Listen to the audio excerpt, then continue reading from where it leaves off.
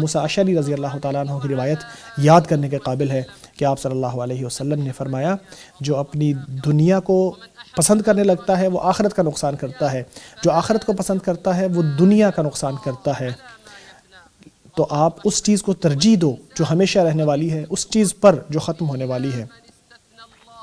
جو انسان بھی انسان ہے وہ گھاٹے میں ہے، سوائے ان لوگوں کے کہ جن کو اللہ تبارک و تعالیٰ نے مستثنیٰ قرار دیا ہے، جو چار چیزوں کی صفات اپنے اندر پیدا کرتے ہیں: ایمان، نیکی اور نیکی کی تلقین اور صبر کی تلقین۔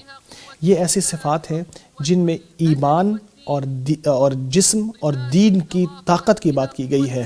اس میں ایمان کی طاقت بھی ہے، جسم کی طاقت بھی ہے، دین کی طاقت بھی ہے، اخلاق کی طاقت بھی ہے، علم کی طاقت بھی ہے اور مادی چیزوں کی طاقت بھی ہے۔ یہ ساری ایک دوسرے کے ساتھ مل کے معنوی اور حسی طاقت کے ساتھ مل کے انسان کو بھلائی کی طرف، بلندی کی طرف لے جاتی ہیں۔ اس طرح عدل پیدا ہوتا ہے، امن پیدا ہوتا ہے جب یہ ساری چیزیں مل کے ایک دوسرے کے ساتھ کام کرتی ہیں۔